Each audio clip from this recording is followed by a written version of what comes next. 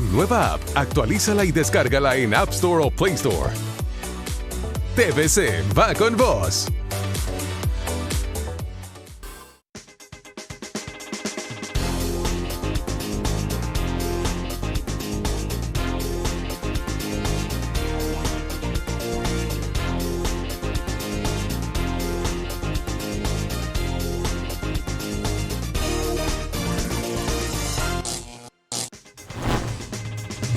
Saludos, Honduras. Es un señalado privilegio reencontrarnos este domingo a través de la pantalla de Líder de Televicentro. En los últimos domingos de los más recientes 6 meses del 2020, en este programa hemos estado viendo y viviendo de cerca, de alguna manera, los múltiples contagios por el COVID-19 en nuestro país. Hemos hablado con especialistas, con protagonistas de la primera línea de batalla de nuestros agentes médicos en hospitales y en todo el país, con líderes, con funcionarios, con responsables de las políticas públicas para enfrentar esta tormenta. Hemos aprendido mucho, hemos reflexionado y nos hemos enterado, más o menos en una magnitud enorme, de la gravedad de esta pandemia. Hoy tenemos la dicha de estar acompañados en el programa de un médico especialista joven y brillante que en los últimos meses atendió el llamado del país para presentarse a trabajar en un centro de atención de salud pública. Su vida profesional ha transcurrido en los últimos años en la vida privada. El doctor Fernando Valerio, especialista en medicina interna y subespecialista en medicina crítica e intensiva, es decir, un intensivista, está con nosotros este domingo y yo estoy profundamente agradecido porque acepte nuestra conexión para una interesante entrevista. Doctor Valerio, bienvenido al programa Vanegas. Bueno, buenas noches, le agradezco mucho la invitación y estoy para servirle. Le propongo que sostengamos un diálogo en la medida que la tecnología nos permite hoy en día y que en el transcurso de la conversación me permita usted, si me hace el favor, elaborarle una caricatura aquí en vivo, en su presencia. Muchas gracias, claro que sí. ¿Qué expectativas tiene con un dibujo que yo le elabore aquí, doctor Valerio? Pues yo veo su programa y siempre me han gustado las caricaturas, así que estoy muy positivo que va a ser una obra de arte. ¿Quiere ponerme alguna condición, alguna limitante antes de que yo proceda con el lápiz y el carbón? No, a los artistas no se le pone ninguna limitante. Me gusta que esté consciente de eso y que nos atengamos a las consecuencias. Entonces. Gracias, doctor Valerio. Voy a elaborar un dibujo para usted. Voy a proceder con un boceto previo aquí, unas líneas maestras que luego me guían para poder entintar. Y si nos queda tiempo, vamos a agregar un poquito de color al dibujo humorístico con el cual honraremos su comparecencia hoy en nuestra pantalla.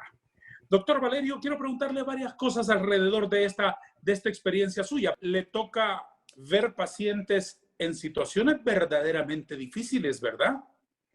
Sí, claro, nuestra especialidad atiende a los más graves, a los que están con muchas posibilidades de morir.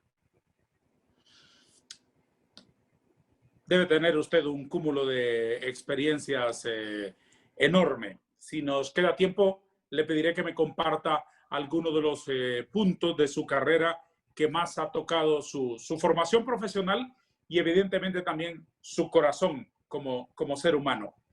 Llevamos 6 meses de pandemia, doctor Valerio. ¿Qué valoraciones hace en términos generales? Bueno, la pandemia ha sido fuerte, se ha obtenido un aprendizaje rápido, veloz. Creo que afortunadamente el país se ha librado, por lo menos parcialmente, porque todavía no ha terminado, de una hecatombe. Tuvimos el milagro, le llamo yo, por la voluntad de Dios, que ya se dieron a conocer muchas cosas de esta enfermedad que no se conocían, por ejemplo, en febrero, como que la inflamación y la trombosis es la causa de la patología que al final mata al paciente. Y por eso hemos logrado desarrollar algunos protocolos que han ayudado al país para atender a los pacientes gravemente enfermos y los pacientes que inician el proceso de neumonía. Explíqueme, por favor, un punto que me inquieta. Me dice usted, nos hemos librado de una hecatombe. ¿Qué debo entender en esas palabras? Mire, cuando nosotros empezamos a tratar pacientes, a pesar que no estábamos en el pico de la curva, empezábamos a ver pacientes ahogándose en las unidades de cuidados intensivos. No uno, no dos, sino que llegaban por pares, por tríos, así progresivamente. Esas imágenes me recordaron inmediatamente España, Italia, Ecuador, donde las personas caían con dificultad respiratoria, muertas en las calles. Eso, aunque tal vez en unos casos aislados, no se ha visto en Honduras. Y eso tiene un porqué.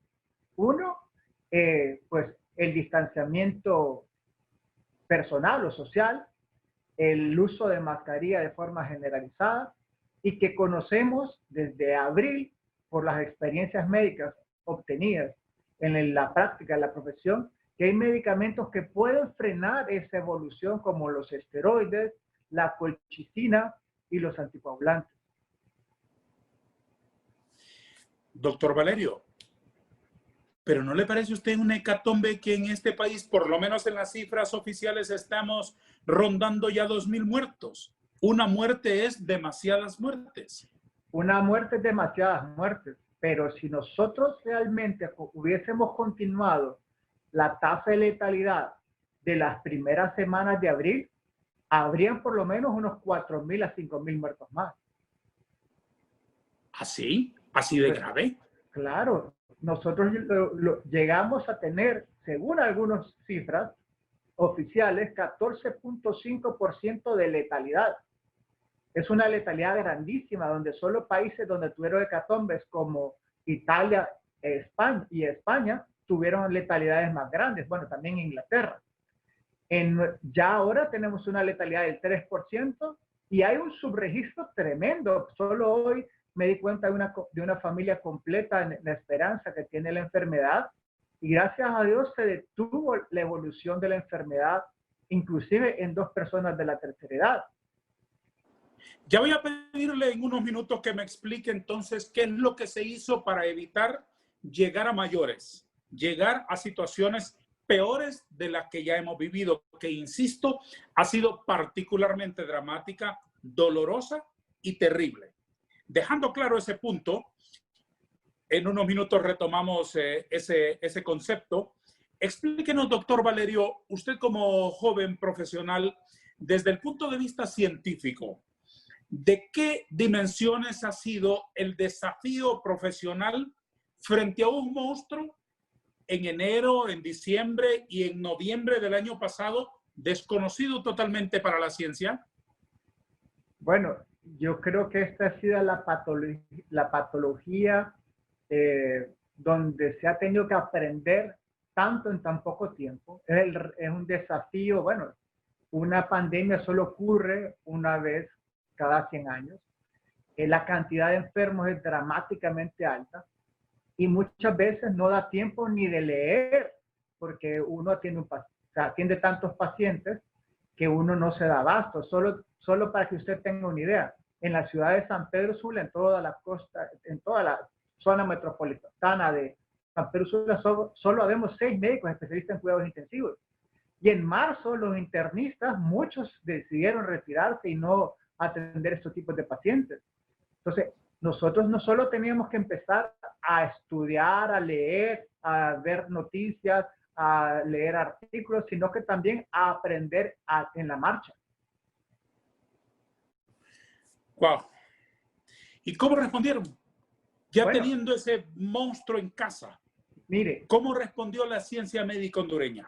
Mire, gracias a Dios, hasta cierto punto, el pico de la epidemia ocurrió en San Pedro Sula. Y le voy a decir por qué. Nosotros, los médicos especialistas en cuidados intensivos de San Pedro Sula, trabajamos en equipo por los últimos 10 años. Esto que ocurrió en San Pedro Sula no es producto de la casualidad, sino que desde hace 10 años hemos trabajado en la realización de protocolos en los hospitales estatales y privados, aunque algunos no trabajemos en esos centros. Hay médicos como el doctor Oscar Díaz, el doctor Luis Enamorado, el doctor Martín Vázquez, el doctor Ronald Cardona, el doctor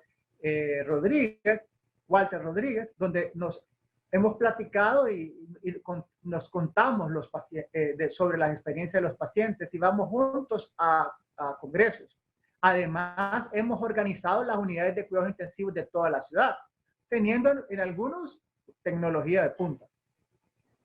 ¿Y por qué digo eso? Porque cuando empezó la epidemia nos reunimos y establecimos protocolos basados en la mejor evidencia y las empezamos a utilizar. Un ejemplo de eso es que nosotros empezamos a utilizar corticosteroides desde las primeras semanas de abril.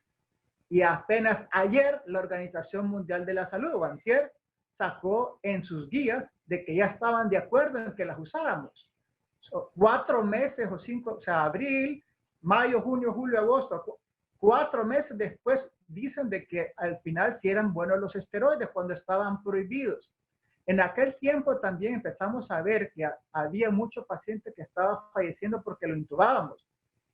Posteriormente, nosotros tomamos la decisión ante la experiencia que teníamos ya en el uso del oxígeno de alto flujo del San Pedro Sula a iniciar esta terapia respiratoria que las organizaciones internacionales recomendaban con muchas dudas y con mucha preocupación porque podían causar que el personal de salud se enfermara por la liberación de aerosoles.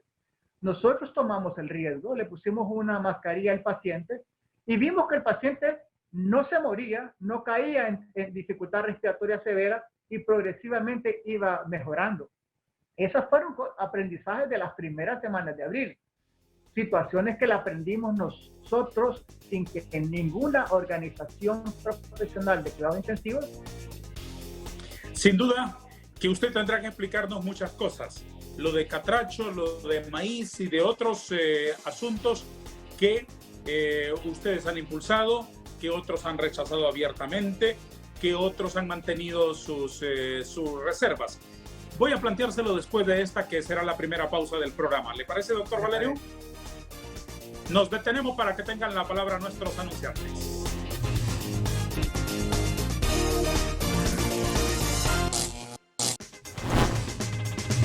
Doctor Fernando Valerio, ¿qué fue lo que resultó de las investigaciones que sobre la marcha, enfrentando pacientes en situaciones difíciles, contagiados por coronavirus, descubrieron ustedes? Bueno, después de esas experiencias donde le conté que nos arriesgamos a intentar ventilar pacientes con sistemas de oxígeno de alto flujo, ya en esos días le dábamos como terapia angular del tratamiento de los corticosteroides, porque entendimos después de las autopsias de Italia que el proceso patológico que causaba la muerte en los pacientes con coronavirus es la inmunotrombosis. Es un proceso inflamatorio que produce coágulos en los pulmones, múltiples coágulos que causan hipoxia silenciosa, y posteriormente esa inflamación produce una cascada, una tormenta inflamatoria que se llama tormenta de citoquinas. Esa tormenta de citoquinas es la que causa lo que mirábamos en la tele, que las personas colapsaban en las calles. Perdóname, ¿y esto del oxígeno de alto flujo es algo que no se usa en otras patologías? No, sí se utiliza en otras patologías, pero porque el coronavirus puede transmitirse por aerosoles, no estaba en ese momento recomendado fuertemente, sino que con una precaución extrema, porque el flujo de aire, para que tenga una idea, es 4 veces más fuerte que los flujómetros de oxígeno de un hospital normal. Perdóneme, para extenderlo así, nosotros las personas más sencillas, explíquemelo con manzanitas. Eso es como que el volumen de oxígeno que se le aplica al paciente es mayor en este caso. Claro, no solo es mayor, sino que es más fuerte. el flujo de aire es más intenso. O sea, un flujómetro, para que tengan una idea, de un hospital, cuando lo ponen al tope, son 15 litros por minuto. A estos pacientes les damos 60 litros por minuto de flujo. Es 4 veces más mayor flujo que el de los flujómetros de un hospital. Por eso se llama alto flujo. Y es muy eficiente en reducir la insuficiencia respiratoria y eficientemente suministra adecuadas cantidades de oxígeno. ¿Qué lograron con eso, doctor Valerio? Bueno, los estudios que hacíamos con ultrasonido cardíaco o ecocardiografía en los pacientes intubados, mirábamos que el lado derecho del corazón se empezaba a agrandarse y posteriormente causaba un fallo del corazón, que a su vez producía fallo por falta de llegada de sangre a los riñones y después los pacientes desarrollaban falla orgánica múltiple y fallecían. Pues ese simple hecho nos hizo evitar intubar un montón de pacientes. Y la intubación está asociada con un 80 a 90% de mortalidad. Entonces, un gran hallazgo. Y no solo eso, en un momento vimos que los pacientes no respiraban bien boca arriba, pero cuando les solicitábamos a los pacientes que se acostaran en su pecho y abdomen, mejoraba la oxigenación. Y eso es porque mejora el flujo de sangre a los pulmones y se disminuye la compresión del pulmonar, la compresión pulmonar por la posición. Para hacértelo más sencillo, tenemos más pulmón atrás que adelante. Al acostarnos boca abajo, liberamos mucho pulmón claro, posterior. Por supuesto. El tratamiento catracho, ¿en qué consiste? Bueno, pues uno de los brazos es, como le expliqué, el oxígeno de alto flujo. El segundo brazo es la anticoagulación terapéutica, o sea, no le estamos dando un anticoagulante para prevenir que se le forme un coágulo, sino que nosotros asumimos que el paciente ya lo trae. Si no hacemos eso, los coágulos avanzan y producen trombosis. ¿El tratamiento maíz también funciona?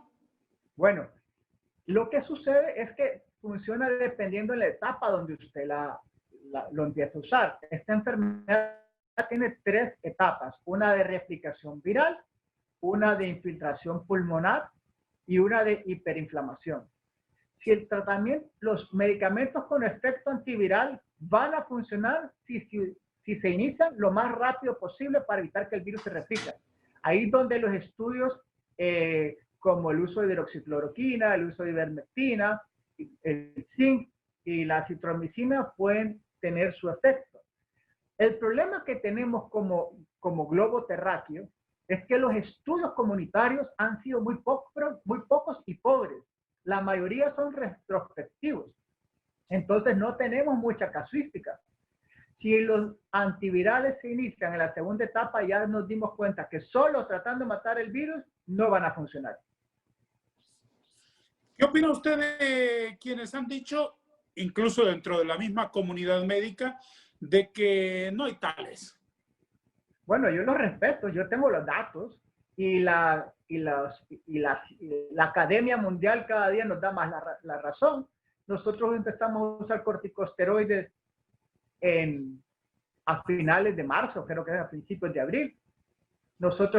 Y ahora los estudios Recovery, el DEXA, bueno, anteayer se publicaron creo que 3 estudios más de esteroides, 4 meses después que nos dan la razón. El estudio Greco se publicó también posteriormente a que nosotros utilizamos colchicina y ya hay evidencia que funciona. 4 meses después de que nosotros lo empezamos a usar.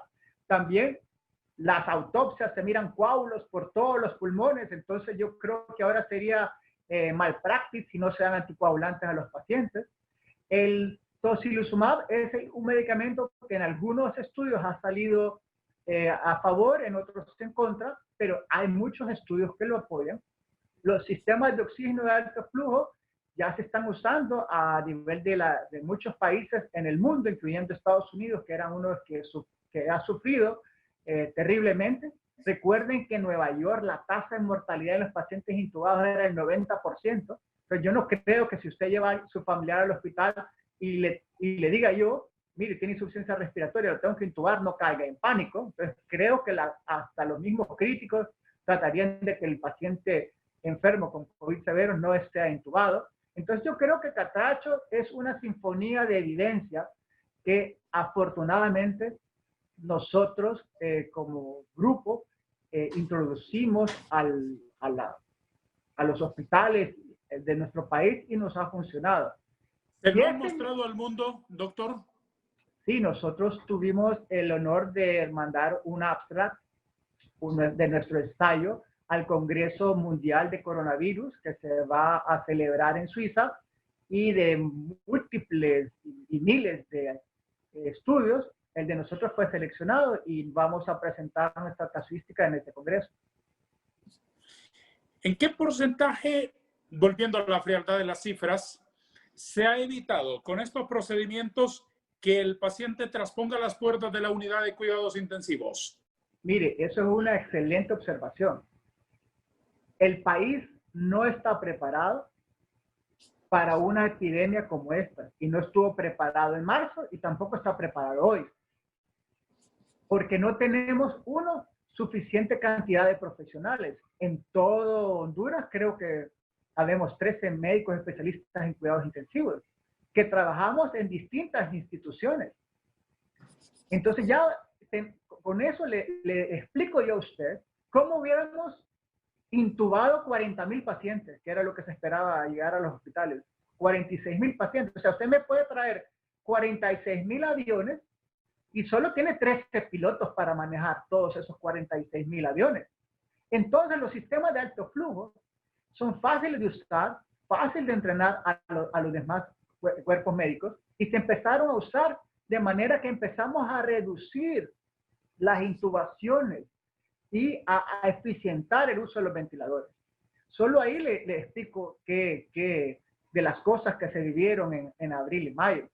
Entonces, el tratamiento funciona, creo que le ha ayudado al país. El país falta que se desarrolle en la parte hospitalaria, y esperemos que de estas lecciones los gobiernos que ahorita, el gobierno actual y los que vengan, fortalezcan en los sistemas de salud. Doctor Valerio, ¿qué ocurre dentro de una unidad de cuidados intensivos? Bueno, el paciente crítico es un paciente que requiere mucho cuidado, mucho cariño, porque muchas veces sabe y tiene el nerviosismo y el pánico de que se está enfrentando a la muerte. Los familiares ocupan mucha paciencia. Con esta enfermedad, muchos de los pacientes entraron y nunca salieron de una unidad de cuidados intensivos sin ver a sus familiares, sin despedirse. Gracias a Dios y la tecnología se pudieron utilizar sistemas de comunicación o tabletas o celulares para que los familiares le dieran el último adiós. La enfermedad crítica en algunos pacientes tiene mortalidades altísimas del 50% o más. Entonces, en una unidad de cuidados intensivos es donde el personal de la salud, las enfermeras, que con amor abnegado atienden los pacientes, las auxiliares, inclusive los pacientes de intendencia y limpieza, entregan su vida junto a los intensivistas para poder recuperar al ser humano. ¿Se les quiebra el corazón a ustedes? Muchísimas veces. Y muchas veces nos dicen que tenemos corazón de piedra o que no tenemos sentimientos. Pero eso no es cierto. Nosotros creemos mucho en la voluntad del Espíritu Santo y de que se haga su voluntad, porque nosotros no tenemos un WhatsApp directamente con Dios para que nos digan, mire, esto es lo que va a suceder. Nosotros luchamos contra la muerte y tratamos de recuperar de la mejor forma al enfermo. ¿Cómo se vive internamente esa batalla porque no se apague la llama de la vida de otro? Es intenso. Recuerde que en esta pandemia hubieron días que los médicos intensivistas trabajábamos 20, 18 horas y muchas veces con síntomas de COVID. Yo en lo personal recibí la noticia que tenía COVID a las 11:46 de la noche de un lunes después de intubar 3 pacientes. Y tuve que tomar la decisión de de qué hacer. Hasta las 3 de la mañana que pude desocuparme, me puse en aislamiento. Entonces, en esta enfermedad no solo es la batalla contra la enfermedad, es la batalla emocional, es la carga de trabajo, todas las situaciones que puede pensar uno de que le puede afectar a su familia. Nosotros nos arriesgamos a atender estos pacientes con mucho amor, pero también tenemos claro que muchos de nosotros nos vamos a infectar y ya hemos visto cómo varios médicos y personal de la salud han fallecido y esto es lamentable. Obviamente, todos estos días han sido de ventisca y huracán, como diría el poeta. Pero ¿recuerda una jornada usted más horrible que todas las otras jornadas horribles en términos de pérdida de vidas humanas? Mire, yo creo que todo junio y julio han sido los meses más extremos de mi vida.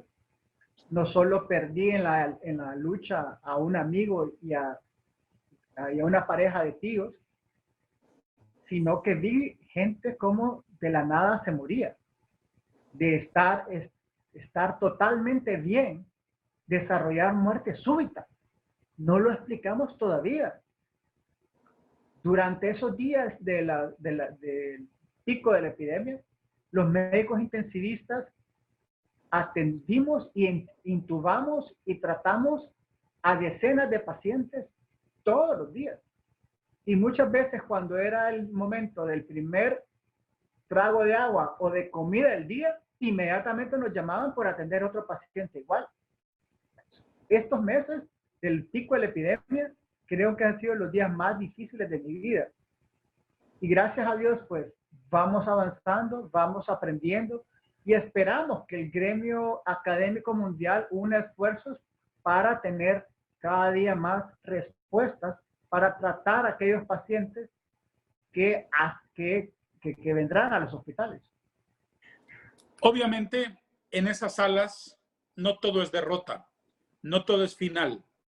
A veces es el recomenzar, a veces es el renacer. Cuénteme, ¿ha visto milagros?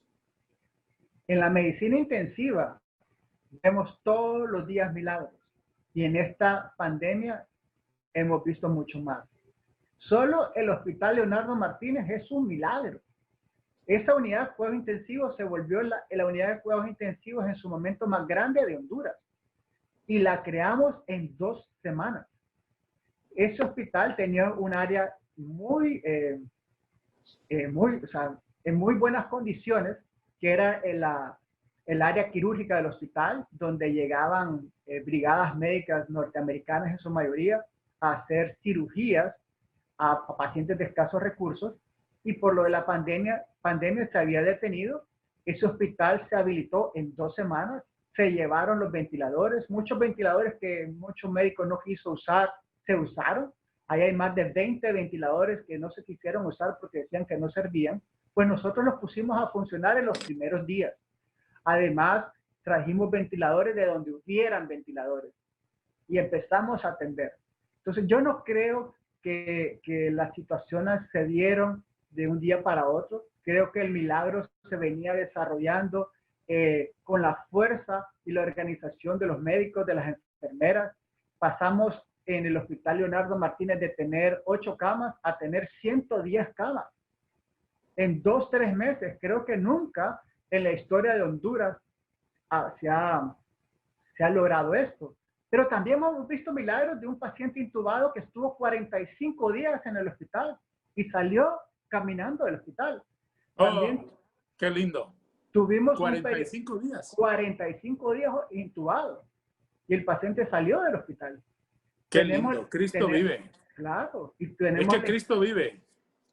Me acuerdo una noche que me llaman de que un señor periodista llegaba grave, Leonardo Martínez, y no teníamos ventilador. Y corrí al área de recuperación, no teníamos ventilador, estábamos llenos. Y corrí al área de recuperación y me puse a escoger a ver qué paciente le quitaba el sistema de oxígeno de alto flujo para poder dárselo al otro paciente que lo ocupaba. Y encontré un paciente que de la mañana había estado oxigenando 85 y esa noche estaba oxigenando 100%. Y se lo empecé a quitar y vi que no desaturaba.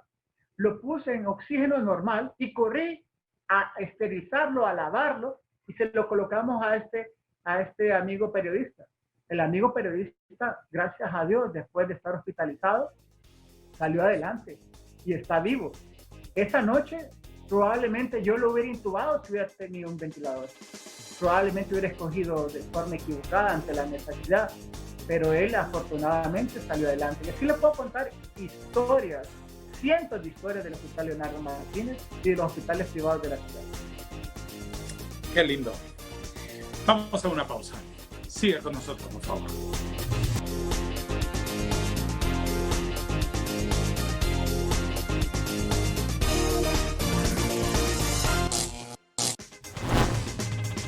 Este es el programa Vanegas. Nuestra cita es todos los domingos.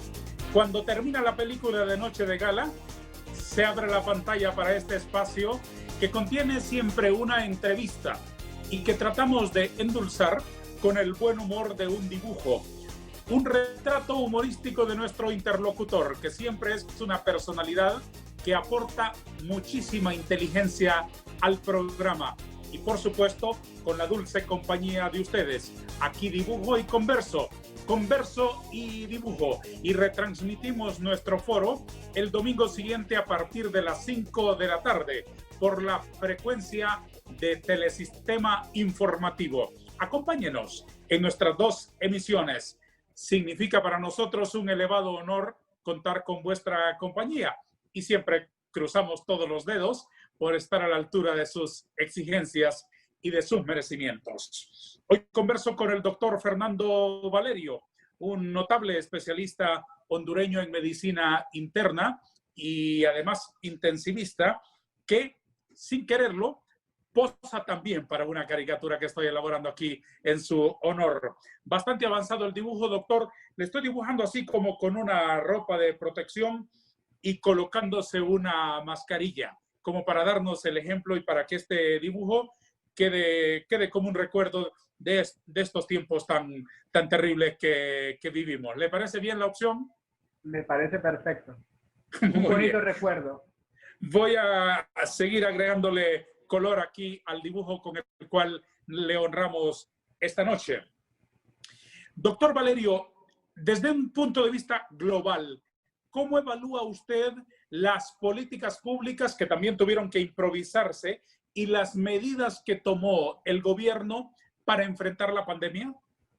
Bueno, el abordaje de la pandemia creo que cambia a finales de abril, cuando el gobierno decide afrontar la enfermedad según las distintas etapas, utilizando medicamentos con efectos antivirales a los primeros síntomas, posteriormente la aplicación de medicamentos con efecto antiinflamatorio y anticoagulante para aquellos antes del hospital, y la parte hospitalaria y cuidados intensivos.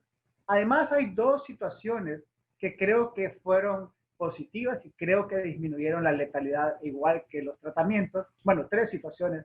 Uno son las cuarentenas, que evitaron la propagación del virus. Dos, el uso de mascarillas, que se ha comprobado a nivel mundial que disminuye la carga viral. Y lo tercero es la reapertura progresiva y gradual de la economía. ¿Qué no se ha hecho bien en materia de salud pública? Uno, nunca hubieron suficientes pruebas. Los países exitosos como Nueva Zelanda detectaron los casos temprano, los aislaron temprano y los acuerparon temprano. Ya cuando la transmisión comunitaria sucede, es muy difícil detener una epidemia. Entonces, eso ha sido uno de los grandes errores del gobierno.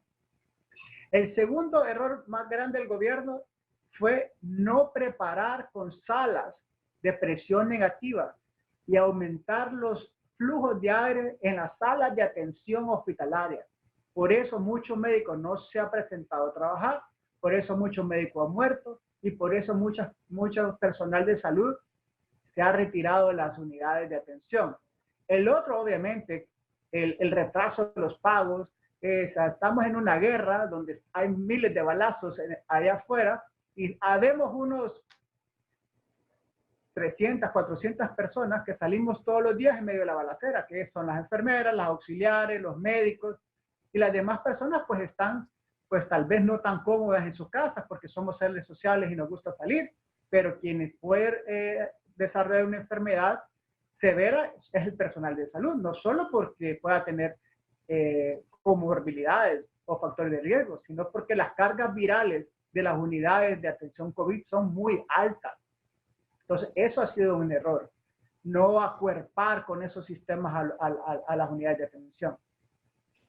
¿Y lo de los hospitales de Invest, cómo lo evalúa?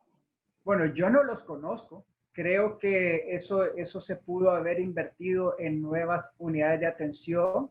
No sé, algunas ideas que yo probablemente hubiese tenido era rentar hoteles de manera de activar la economía de muchos de nosotros. O sea, no todos los pacientes con riesgo se tienen que estar internados. Creo que a su vez hay cosas positivas. Por ejemplo, las salas de triaje donde se ha dado tratamiento prehospitalario ayudó que los hospitales no colapsaran. Creo que no hay ningún hospital de Invest todavía en función, no los conozco. Creo que podrán servir en el futuro, en esta reapertura que hemos hablado, para poder atender algún tipo de pacientes. Pero creo que a largo plazo se van a quedar muy cortos de lo que realmente ocupa el pueblo hondureño, que es vigorizar, fortalecer los hospitales, no solo mejorando los salarios, sino mejorando los equipos, mejorando la educación médica continua de los hospitales y de las unidades de atención comunitaria. Si nosotros fortaleciéramos las unidades de atención comunitaria o los centros de salud y los hacemos pequeñas clínicas, pudiéramos detener muchos de los casos que ahorita están ocurriendo en ciudades lejanas o pueblos, para que no colapse los hospitales de tercer nivel. Por ejemplo, ahorita la mayoría de los pacientes del hospital escuela son personas de fuera de Tegucigalpa que han caído de la enfermedad y están buscando atención médica. Doctor Valerio, ¿qué opina de las vacunas contra la influenza o las antivirales en general que ya han estado funcionando para la ciencia médica en otros tiempos? ¿Es conveniente ahora? Bueno, la vacunación va a ser la única forma en que nosotros podremos salir de este problema. La vacunación de la influenza puntualmente ha disminuido miles de millones de muertes. Recuerde que hace unos pocos años, creo que fue en el 2013, un brote muy importante de la gripe H1N1. Y fueron miles de personas las que murieron. Nosotros somos un poco cortos de memoria. Muchos se olvidaron de esa gripe y gracias a Dios se contuvo. El sistema de salud mundial, en específico México, pudo contrarrestar y contener ese brote. Nosotros al mes de que salió de México tuvimos múltiples casos. Decenas de mujeres embarazadas murieron después de este brote epidémico. Y lo único que lo pudo controlar, no al 100%, pero sí en una gran mayoría, ha sido la vacunación de todas las personas en riesgo y ahora de forma universal. Antes solo se le daba a las personas con riesgo, ahora se le coloca a todo el mundo. Doctor, ahora que menciona mujeres embarazadas, ¿ha tenido mujeres en esa situación en una unidad de cuidados intensivos en esta pandemia? Claro, la mujer embarazada es una mujer con alto riesgo de tener enfermedad. Hemos tenido tristemente decesos, pero también milagros de mujeres que dieron a luz, cayeron con enfermedad, con coronavirus severo, las tuvimos que intubar y afortunadamente algunas ya están en sus casas atendiendo a su bebé y al resto de su familia. ¿Cómo experimenta ese paso por la unidad de cuidados intensivos de su madre, un bebé en el vientre, doctor Valerio? Bueno, algunos pacientes, algunas madres han tenido que dar a luz por cesáreas de emergencia, utilizar incubadoras. Las unidades de atención se preparan para alimentar al bebé y esperar que la madre se recupere. Y una vez recuperada la madre, pues se vuelven a encontrar y ya probablemente en ese momento no va a ser posible la lactancia materna, pero el cuidado de la madre siempre va a ser muy importante. Qué momentos tan intensos los que les toca vivir a ustedes todos los días. Qué intensidad de trabajo el suyo, doctor Valerio. Aprecio mucho todo lo que ustedes han hecho y déjeme, antes de ir a la última pausa del programa, si cabe, felicitarlo y reconocer la brillantez de su talento, de su inteligencia, de su trabajo y también la pasión que tienen. Tengo un elevadísimo concepto de todos los médicos de este país, de todos los profesionales de la ciencia médica de este país. Pero quiero reconocer en usted y particularmente en el doctor Óscar Edgardo Díaz ese tremendo compromiso que como intensivistas, como los que están en los momentos extremos, en la situación crítica, como dicen ustedes, de un paciente, de verdad que se han fajado. Y les aplaudimos con todo el corazón. Yo creo que no tendremos manera de agradecerles ni de reconocerles el enorme trabajo que han hecho salvando tantas vidas. Doctor Valerio, vamos a la última pausa del programa. 1 minuto y retomamos la plática.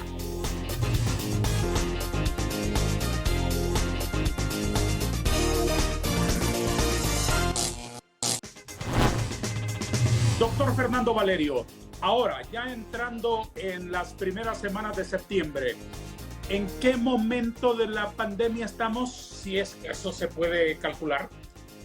Bueno, es muy difícil saber en qué momento de la pandemia estamos porque hay un subregistro muy grande en cuanto a los casos que existen o han existido en Honduras por la falta de cantidad de pruebas de PCR, que es la prueba de oro para el diagnóstico.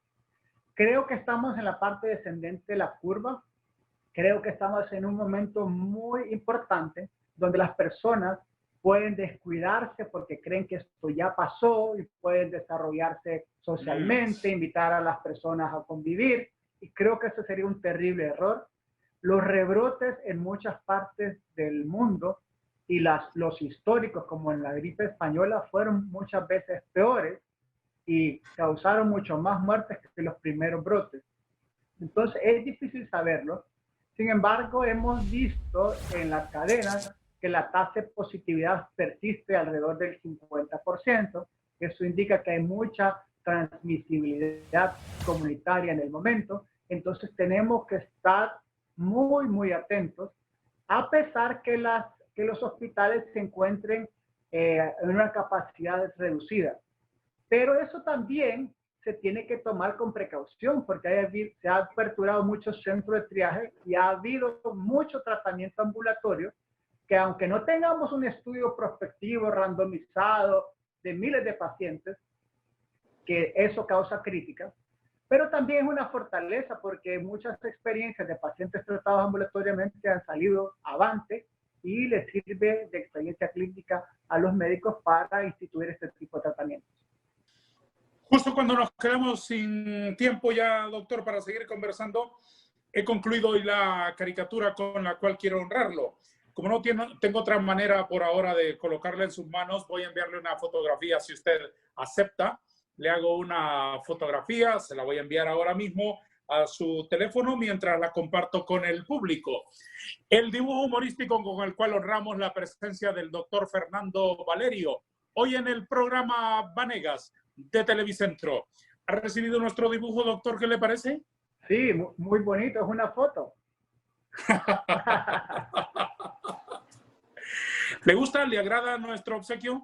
Claro, es un obsequio que no solo tendrá un rincón en mi hogar, sino que me hará recordar todos estos días que hemos pasado y especialmente que ya después, cuando la tormenta ha pasado un poco, me ha dado usted un obsequio muy agradable y muy bonito para el hogar y para esta que es su casa. Muchas gracias, doctor Valerio. Responda mis últimas inquietudes con una sola palabra, si le fuera posible, okay. Por favor. ¿Cuál es el mejor protocolo frente al COVID-19? Catracho. ¿Cuánto pesa la carga de un intensivista? No tiene peso. ¿Por qué lo hace? Por amor. ¿Se siente héroe? No. ¿Cuál es la recompensa del médico? Ver al paciente recuperarse. ¿Cuándo se aplanará la curva? Faltan muchos meses. ¿Hay algo comparable, doctor Valerio, con el tesoro de poder respirar libremente? Solo ver a un hijo nacer se puede comparar a eso. Qué linda respuesta. ¿Tiene usted alguna palabra para calificar a sus colegas que ya no están? Héroes, ellos sí son héroes. Doctor, ¿qué cara tiene la vida? Felicidad, la vida es el regalo más grande que Dios nos dio. ¿Con cuánto califica de 1 a 10 al gobierno enfrentando la pandemia? 7. Gracias, doctor, por haber estado con nosotros, pero también gracias por el trabajo que ha hecho en este tiempo y siempre. Muchas gracias y nuestro aplauso y nuestro reconocimiento para usted y para todos sus colegas. Muchas gracias. Siga adelante, doctor. No se desanime, que usted es un instrumento, que ustedes, los que están al pie de la cama de un enfermo, son ángeles. Son ángeles. Son vehículos para que la mano de Dios pueda hacer el milagro. Gracias. Le agradezco mucho por haber estado con nosotros y gracias por su trabajo de todos los días. Mucho ánimo y mucha fuerza, doctor Valerio. Muchas gracias. Buenas noches. Gracias. A todos, gracias. Adiós.